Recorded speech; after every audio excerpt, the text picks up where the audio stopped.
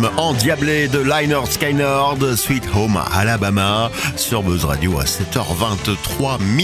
Il est déjà grand temps de retrouver Aurore. Bonjour à toi. Bonjour Ben. Une nouvelle édition du Pense Bête, c'est maintenant et c'est nulle part ailleurs. Je te cède la place. Alors Ben, bonne nouvelle, grâce à Monsieur Ducarme et à ses 24 propositions pour la neutralité de l'État, nous allons enfin pouvoir lutter efficacement contre l'ingérence de la religion dans nos vies publiques.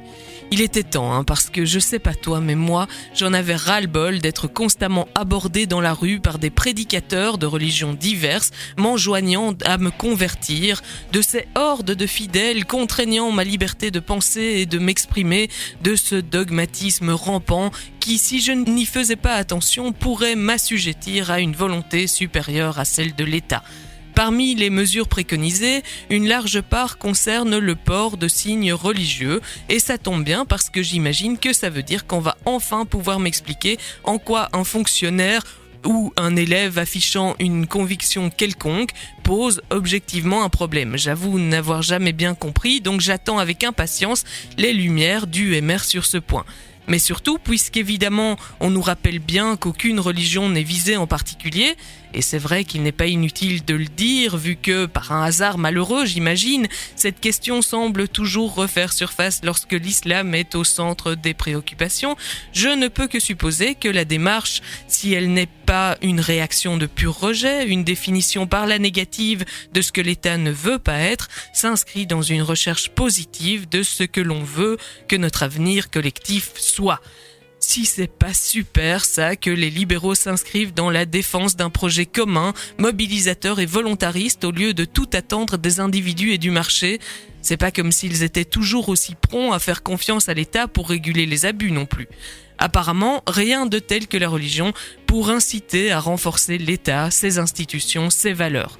Mais alors justement, de quoi s'agit-il ? Quelle est la définition que toutes ces propositions dessinent en creux de ce que doit être cette organisation sociale et politique. Pour commencer, il ne fait pas de doute que son opposé, son contraire, c'est apparemment la religion. Alors bien sûr, on nous dit que la Belgique n'est pas la France et qu'il n'est donc pas question de revenir sur le pacte scolaire par exemple, mais on comprend quand même bien qu'en dehors de ces arrangements historiques, la religion est considérée comme un danger pour l'État, un concurrent incompatible. Or, pourquoi serait-il incompatible si ce n'est parce qu'ils prétendent tous deux détenir la vérité, porter un discours sur le monde et notre identité ? Un discours forcément un peu normatif et dogmatique, excluant et difficilement contestable. Et oui, la neutralisation de l'État est rarement neutre justement, et au lieu d'organiser la cohabitation harmonieuse des différences, préfère souvent les étouffer sous de prétendues valeurs communes.